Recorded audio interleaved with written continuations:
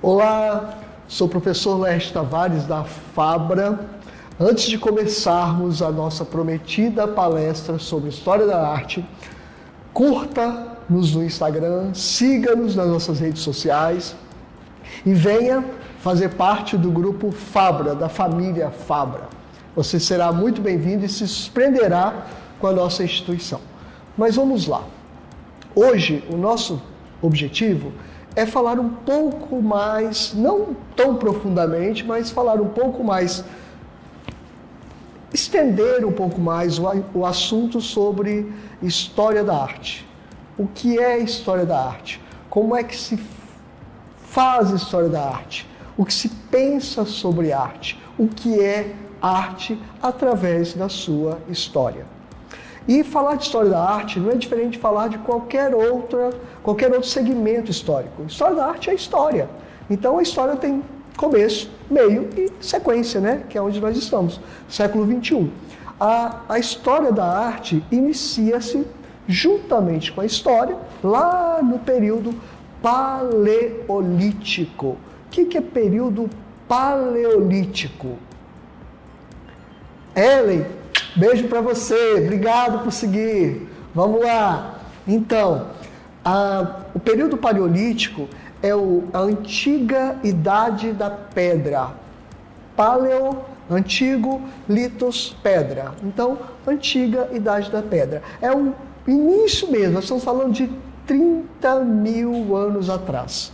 E no período paleolítico nós temos uma obra, assim, bem conhecida no meio, né? Logicamente, quem estudou história, um pouco de história da arte, sabe o que eu vou falar. Nós estamos falando da Vênus de Willendorf.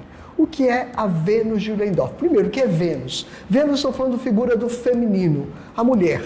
Então, a Vênus de Willendorf é a figura feminina dessa época paleolítica. Nada mais é do que uma escultura imensa, nossa, muito grande. Gente, ela tem 15 centímetros. 15 centímetros, isso mesmo, pequenininha.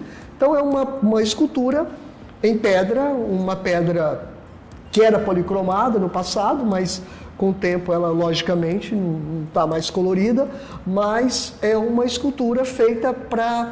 é um amuleto. O que é amuleto? Amuleto é algo que você carrega como fé, crença, né? Então ela era um amuleto que a história decidiu ou se convenceu. Cris, beijo para você, obrigado. Amuleto da fertilidade. Por que amuleto da fertilidade? Qual era a única preocupação do bicho, do animal, inclusive humano, do homem, do animal homem, da idade da pedra lascada, paleolítico? Então, o único objetivo dele era a procriação, perpetuação da espécie. Então, a mulher que porventura não ficasse no estado interessante, não ficasse grávida, ela recebia esse amuleto e carregava esse amuleto. Até quem diga que era introduzida, isso é a hipótese, que era introduzida na vagina da mulher, que não era fértil, como ritual de fertilização. Isso lá no período paleolítico. Então, do período paleolítico que nós temos é a Vênus de Willendorf. Dá uma olhadinha depois na internet e olha a imagem, já que nós não temos a imagem aqui. Depois da Vênus de Willendorf, do período paleolítico, nós vamos entrar no período neolítico. Nova, litos, pedra. Novo, litos, pedra. Então, nova idade da pedra. Esse período vai de 15 mil até mais ou menos 5 mil antes de Cristo. 5 mil anos antes de Cristo. E no período neolítico nós temos as famosas pinturas rupestres. É bom que a gente fale assim pausadamente, rupestres, porque às vezes as pessoas confundem e falam um pouco errado. Então, a pintura rupestre são pinturas feitas no interior das cavernas. Nós temos também no exterior das cavernas, mas as mais conhecidas são em duas cidades. Uma na Espanha, em Altamira, e uma outra na França, em Lascaux. Nós temos aqui no Brasil também, é um pouco mais nova, é um pouco mais recente, mas nós temos um grande sítio arqueológico também, lá no Piauí, na Serra da Capivara, no Parque da Capivara, bem interessante e que é uma legal Europa, né? Bacana Europa, mas Aqui no Piauí, aqui no Brasil, nós temos também. Temos em outros lugares, obviamente, mas não poderemos deixar de falar do Brasil. Então, do período neolítico, nós temos as pinturas rupestres, que são pinturas policromadas feitas nas cavernas. Poderemos depois, num outro momento, numa outra palestra, falar sobre a pintura rupestre, detalhar sobre o que é a pintura rupestre, que é muito interessante também. Depois nós vamos entrar por volta de 5.000, em torno de 5.000 a.C., no Egito Antigo, as famosas pirâmides do Egito. São 3, Quéopes, Kefren e Miquelinos. São 3 as mais famosas pirâmides que as pessoas, quando visitam o Egito, elas vão lá para conhecer as pirâmides. O que são as pirâmides? As pirâmides são câmaras, são templos, porque são tão gigantes, chegam a ser templos. São templos mortuários, são templos feitos para a vida do faraó pós-morte. Faraó, o que é faraó? Qual a diferença do faraó para o rei, por exemplo? O rei é rei, o rei ele é subordinado, ou seja, ele foi definido por Deus. O faraó não, o faraó é o próprio Deus, o faraó é um dos deuses. Então o povo egípcio era um povo politeísta, acreditava em vários deuses, e um desses deuses era o próprio faraó. Além das pirâmides, nós temos no Egito uma série de coisas mais. Nós temos, logicamente, falando de pirâmide, nós temos no próprio Egito o Museu do Cairo. O Museu do Cairo, nós temos... Nossa, é lindíssima o que nós temos no Museu do Cairo sobre a questão da história do Egito. Não apenas as esculturas do Egito, mas também as próprias múmias que ficavam também nas tumbas, né, nas pirâmides. E, assim, que nós temos... de mais interessante mesmo, de fato, no Egito, do Egito Antigo nós estamos falando, né? Então, do Egito Antigo nós temos essas tumbas, as pirâmides, que são imensas. Há também aí uma conversa de que é coisa de ET, que foram os ETs que fizeram. Então, assim, na verdade, aquilo tem todo um processo de como foram construídas as pirâmides, que também pode ser um outro momento histórico.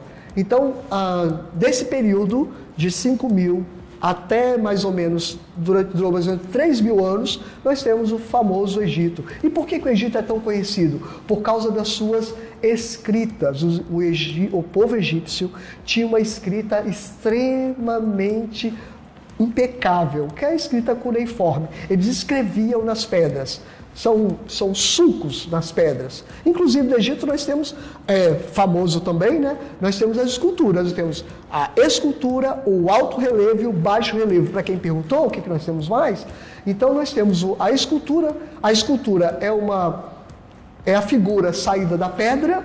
O baixo relevo, os alunos de sala de aula vão saber do que eu estou falando, que eu faço um teatrinho para explicar isso. Mas o baixo relevo, que é a pedra escavada, e o alto relevo, que é a pedra um pouco mais escavada, a escultura tentando sair da pedra. Isso é o alto relevo. Então é muito interessante também. Depois do Egito, nós vamos entrar, talvez, no momento mais interessante, no momento mais rico da história antiga, que é Grécia.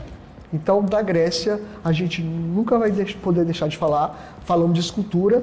Então, nós vamos entrar na escultura grega. A escultura grega, que via de regra é feita em bronze. Detalhe, não existem mais. Nós temos só 2 esculturas que foram encontradas há muito tempo atrás no Mar Mediterrâneo, que são de fato em bronze maciço.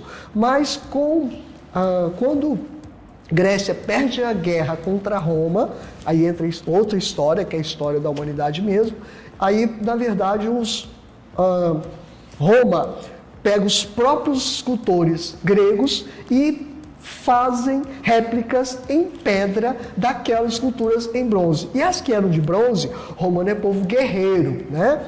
Então, o povo romano derrete essas esculturas e produz escudo e flecha, armamento, para atacar mesmo, para guerrear, porque o romano é povo guerreiro. Não é à toa que nós temos o famoso Império Romano. Então, as esculturas gregas são o que a gente tem de mais famoso da Grécia, e a escultura grega parte desde a escultura rudimentar do século IV a.C. até mais para frente um pouco, onde eles evoluem ao ponto de cá na frente, quando nós vamos falar daqui a pouco, os renascentistas imitarem, entre aspas, por isso que é renascimento, a gente vai falar lá, imitar essa técnica de esculpir grega. Depois da Grécia, nós vamos entrar no período histórico que lá no passado, na minha época, a gente estudava como o período negro, o período escuro, né, da Idade Média.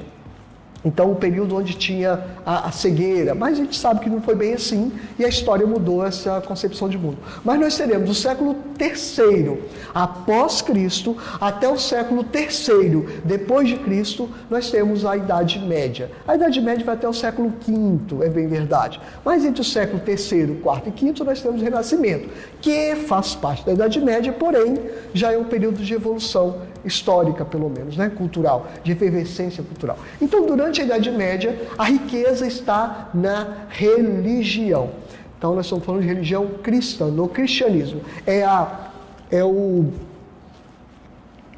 crescimento, a evolução do cristianismo. O cristianismo se tornando único, se tornando exclusivo, onde nós só temos no mundo ocidental o cristianismo. E agora, com o advento do cristianismo, tudo que se produz, tudo que se faz, tudo que se cria está ligado à religião. Então você vai fazer uma escultura, é do Papa, é de Jesus, é de Nossa Senhora, é de alguém, ou de um santo, ou de um apóstolo. Tudo que você vai fazer de escultura tem que ser ligado à religião. Se você vai pintar, a mesma coisa. Mas nós temos, até o século X, nós temos aquelas igrejas que foram tomadas pelo cristianismo, eram igrejas pagãs e que foram tomadas pelo cristianismo, e aí você vai encontrar, por exemplo, na Alemanha, França, Inglaterra, Suíça, Espanha, você vai encontrar várias igrejas com gárgulas, com elementos que não são elementos cristãos, mas que estão lá por quê? Porque essas igrejas eram de outras religiões. Então, por isso você encontra isso. E a partir do século XI, XII, nós já temos as igrejas mais do cristianismo mesmo, que foram construídas especificamente para o cristianismo. Uma dessas igrejas, inclusive, no início desse ano, queimou uma torre. Sabe o que eu estou falando? Sim, Notre-Dame Paris. A igreja de Notre-Dame de Paris, da Île-de-France, Paris. Então, uma igreja, se no meu entender, é a igreja mais bonita. Eu fiquei muito triste de ter sabido dessa história, né? Foi um acidente, mas Europa, né? As coisas se resolvem. Diferente do nosso museu aqui do Brasil, né? Não vamos nem entrar nesse mérito agora. Mas, enfim. Então nós temos aí no século XII essa famosa igreja de Notre-Dame Paris, que é muito conhecida e eu penso que sem dúvida, claro que tem a Sagrada Família na Espanha, enfim, aqui no Brasil, sabem? Vocês, nós, né? Nós que saímos lá, saltamos em São Paulo, a gente salta na Estação da Sé em São Paulo, você saltou na Sé, olha o nome da estação, Sé. Por que Sé? Porque tem uma igreja da Sé em frente à estação. O que você faz? O que nós fazemos? Descemos aquele caminho estranho lá e vamos para onde? 25 de março, comprar cacareco. Gente, tudo bem, você não precisa ser católico, você não precisa dizer, mas pelo amor de Deus, dá uma paradinha. Essa igreja é linda, é linda. É sem dúvida uma das igrejas mais bonitas do Sudeste, posso falar com certeza. Claro que nós temos também igrejas maravilhosas, em Salvador tem uma infinidade de igrejas, nós temos igrejas de tudo que é lugar do Brasil, obviamente, mas a Sé você não pode deixar de visitar. Então faz lá suas comprinhas, não tem problema nenhum fazer compra, é barato mesmo, tem coisa boa mesmo, tem porcaria, tem coisa boa, vale a pena, eu também vou, tá? Não vou dizer que eu não vou não, porque eu vou também. Todos nós vamos, tudo bem, mas não deixe de visitar a igreja, tá? Voltando então, lá na Idade Média, nesse período, no século XII, XIII, no século XIII, XIV, XV, chamado de Trecento Quattrocento, Cinquecento italiano, que são século XII, século XIII, XIV, XV italianos, são os séculos chamados século das luzes, que é o século do florescimento do renascimento, ou do renascentismo, ou do humanismo. Então é a volta da humanidade. A igreja está perdendo poder, né? Aí você estudar a história, você vai perceber que os países começam a surgir, França, Espanha, Inglaterra, Suíça, Portugal. Então esses países começam a se tornar de fato, deixam de ser feudos e se tornam países. Aí é um pouco de história. Acho que o legal é pegar Edson para pegar um professor de história, para dar aula de história para vocês. E aí com a história da arte vocês vão ficar supimpa. Bom, então, aí no Renascimento nós temos... Vocês já ouviram falar das 4 tartarugas ninja, não já? Quais são? Rafael, Michelangelo, Donatello e Leonardo. Gente, Rafael, Michelangelo, você sabe quem são os artistas do Renascimento. É só lembrar das tartarugas ninja. O filme que você coloca lá sua criança para assistir, e você já assistiu também, porque eu já assisti muito, eu adoro. Então, as 4 tartarugas ninja são inspiradas nos principais, ou pelo menos os 4 principais artistas do Renascimento. E esses artistas, inclusive, se você pegar cada um deles, eles têm características. Valeu, Marlon, abração para você também. Obrigado por seguir. Então, essas 4 tartarugas ninjas, se você pegar cada um deles, as características deles, é do artista. Então tem aquele que é mais calminho, tem aquele que é mais esperto, tem aquele... E são os artistas do Renascimento. Tem outros, obviamente, mas esses artistas do Renascimento são o Renascimento de fato, é um período histórico de efervescência, onde o que está renascendo, por que se chama-se Renascimento, é a volta dos ideais greco-romanos que eu falei com vocês lá atrás. É isso que é Renascimento. Obviamente, com a leitura do Renascimento, que é no Renascimento, as mulheres eram mais robustas, mais cheinhas, mais corpulentas. Por quê? Porque rei e rainha faz o quê? Senta na mesa e come durante o dia inteiro. Então, ser magro é para escravo, é para pobre. Ser gordinho é para rico. Então, ali as gordinhas se dariam muito bem. Então, isso é só uma questão histórica, na verdade. Mas o fato é que aqui o Renascimento, você pegar as mulheres, as pinturas, as esculturas do Renascimento, são sempre dessa forma. Então, a leitura da Grécia são corpos sarados, e a leitura do Renascimento são corpos mais avantajados. Essa é a diferença, porque é trazido para a cultura, mas o fato é que a característica, a técnica, foi trazida de lá. Então, após o Renascimento, nós temos um outro períodozinho aí também, que é o período da Reforma e da Contra-Reforma. Contra-Reforma, tudo junto, tá, gente? Parece estranho, mas escreve-se Contra-Reforma, tudo juntinho, né, com a nova nomenclatura da língua portuguesa. Então nós temos a Reforma Protestante, com as 3 principais religiões que surgem, o protestantismo, a Igreja Luterana, de Martim Lutero, a Igreja Anglicana e a Igreja Calvinista. E depois, isso em 1500, justamente no surgimento do Brasil, ou no famoso da vinda dos portugueses para o Brasil e dos espanhóis para o resto das Américas, tirando os Estados Unidos, porque é diferente a Inglaterra. Então, você tem aí um período chamado também de Contra-Reforma, que na verdade é a Igreja Católica tentando ainda se manter no poder, inclusive com a volta das Cruzadas e tal. De novo, mais uma aulinha de história para vocês. Mas, passado o Renascimento, aí nós vamos entrar no período do movimento, né? Vamos entrar na primeira revolução industrial, que foi a revolução das máquinas a vapor, né? Então, justamente com a revolução das máquinas a vapor, nós vamos ter também a mudança de paradigma em relação à pintura. A pintura do Renascimento, ela é acadêmica, ela é renascentista, né? Ela é acadêmica, é natural, ela é perfeita, ela é impecável. Você vai encontrar a pintura do Renascimento, principalmente nos museus europeus. Você vai encontrar também nos museus de Nova York, e você vai encontrar alguma coisa também, no máximo em São Paulo, ou no Rio de Janeiro também você pode encontrar alguma coisa. Mas, no geral, essas pinturas se encontram nos museus europeus. Na grande maioria estão no Louvre, por exemplo, tem é assim, o Louvre, vocês sabem que era a casa, ou melhor, o palácio de Napoleão, né? Que fica do ladinho, inclusive, da igreja Notre-Dame Paris. Então, no Louvre é que onde você encontra mais. Do lado do Louvre, um pouquinho mais distante, você vai ter o Museu d'Orsay. O Museu d'Orsay já é um pouco mais impressionista. Eu até prefiro. É menorzinho, era uma estação de trem, muito linda, por sinal, e são pinturas mais modernas. Mas vamos lá. Então, passado o Renascimento, pintura acadêmica, nós vamos entrar na Revolução Industrial, a primeira Revolução Industrial, a segunda Revolução Industrial, a terceira Revolução Industrial, e nós estamos hoje na quarta Revolução Industrial. Então, durante essas revoluções industriais, vão surgir outras maneiras de se produzir arte. Então, a arte deixa de ser acadêmica, lá no passado.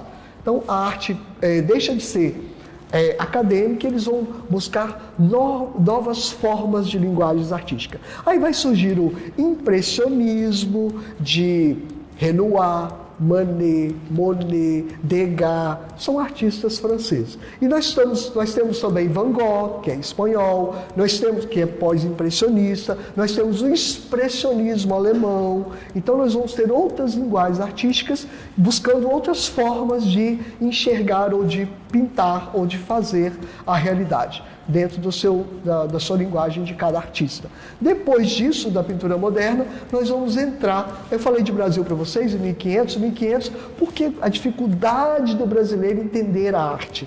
Porque em 1500, 1600, 1700, 1800, lá na Europa já estava vivendo a efervescência da arte moderna, da arte impressionista, expressionismo, etc. No Brasil ainda estava se fazendo arte acadêmica. Eles traziam artistas franceses, espanhóis, portugueses para pintar a fauna, a flora brasileira e de forma acadêmica, porque era praticamente uma aula de ciência, de história, para registrar mesmo a história. Então tinha que ser acadêmica.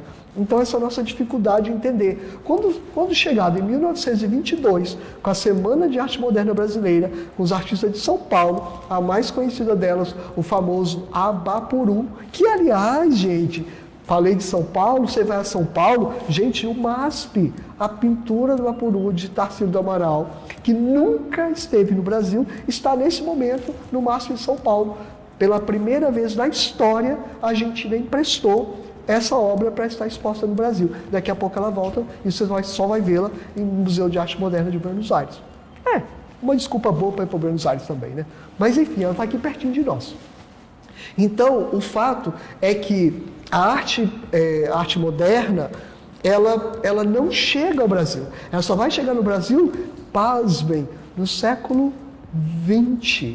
No início do século XX, com os famosos artistas modernistas. Então a gente não tem, e a gente pula da arte acadêmica para a arte moderna. A gente sofreu uma cegueira, um processo de 400 anos de não evolução. E do nada a gente pula da arte acadêmica para a arte moderna e logo na sequência para a contemporânea. Então é complicado. E em 1945, nós temos Pollock fazendo aquela arte abstrata.